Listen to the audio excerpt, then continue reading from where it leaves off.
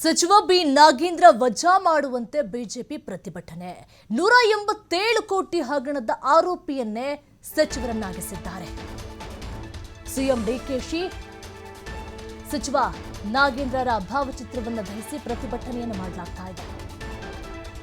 ನಾಗೇಂದ್ರ ಅವರನ್ನು ವಜಾ ಮಾಡೋವರೆಗೂ ನಮ್ಮ ಹೋರಾಟ ಹಿಂಗೆ ಮುಂದುವರಿತಾ ಹೋಗುತ್ತೆ. ಅವರ ಬಗ್ಗೆ ಗೊತ್ತಿದ್ರೂ ಸಹ ದೊಡ್ಡ ಮಟ್ಟದ ಹಗರಣ ಆಗಿಬಿಟ್ಟಿದೆ.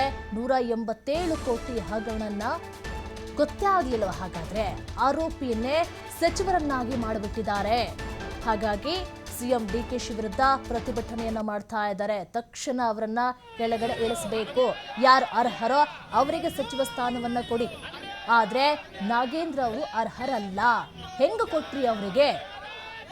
ಸಿಎಂ ಡಿಕೆಶಿ ಜೊತೆಗೆ ನಾಗೇಂದ್ರ ಅವರ ಭಾವಚಿತ್ರವನ್ನ ದಹಿಸಿ ಪ್ರತಿಭಟನೆಯನ್ನ ಮಾಡ್ತಾ ಇದ್ದಾರೆ. ನಾಗೇಂದ್ರ ವಜಾ ಮಾಡೋವರೆಗೂ ಹೋರಾಟವನ್ನ ಮಾಡೇ ತೀರ್ತೀವಿ ಅಂತ ಹೇಳಿ ಎಚ್ಚರಿಕೆಯ ಗಂಟೆಯನ್ನು ಕೊಟ್ಟಿದ್ದಾರೆ. ರಾಷ್ಟ್ರಪತಿ ಬಿ ನಾಗೇಂದ್ರನಿಗೆ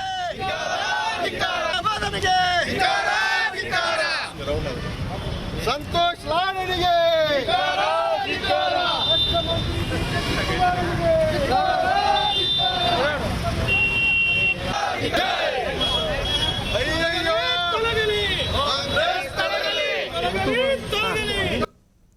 ಸಿದ್ದರಾಮಯ್ಯ ಹಿಂದುಳಿದ ವರ್ಗದ ಸಚಿವರಾಗಿ ವಾಲ್ಮೀಕಿ ನಿಗಮದಲ್ಲಿ 187 ಕೋಟಿ ಹಗರಣವನ್ನು ಮಾಡಿ ಸ್ವತಃ ಸಿದ್ದರಾಮಯ್ಯನವರ ಸದನದಲ್ಲಿ ಒಪ್ಪಿಕೊಂಡಾರ 100 ಕೋಟಿ ರೂಪಾಯಿ ಹಗರಣ ಆಗಿದೆ ಅಂತೇಳಿ.